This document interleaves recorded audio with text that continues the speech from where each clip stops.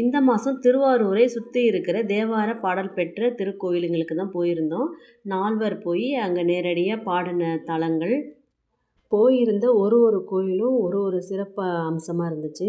அதில் திருமண தடை, பிரம்மஹத்தி தோஷம், உடல் நோயிலிருந்து விடுபடுறதுக்கு அப்படின்னு பல பிரச்சனைகளுக்காக இவங்க 4 பேரும் பாடியிருக்காங்க. அங்கே நம்ம போயிட்டு வரும்போது நம்மளோட பிரச்சனையெல்லாம் தீரும்ன்றது ஐதீகமாக சொல்லியிருக்காங்க.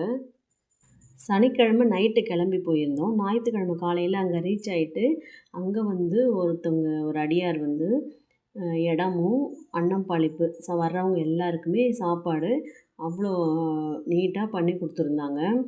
நல்லா உபச்சாரமும் பண்ணாங்க. பரிமாறினது 40 பேர்கிட்ட போயிருந்தோம். அவ்வளோ பேருக்கும் காலையில் சீக்கிரமாக எழுந்து சமைச்சி வச்சுருந்தாங்க. ஒரு 6:30 7 மணிக்கெல்லாமே டிஃபன் கொடுக்க ஆரம்பிச்சிட்டாங்க.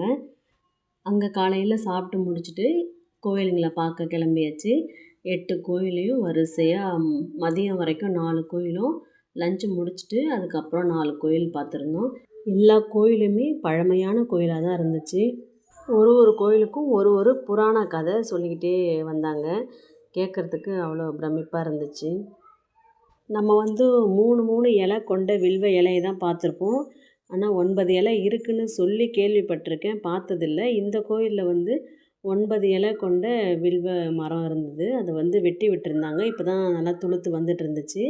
அதிலிருந்து 2 வில்வத்தை எடுத்து சாமிக்கு வச்சு நாங்கள் சாமி கும்பிட்டோம்.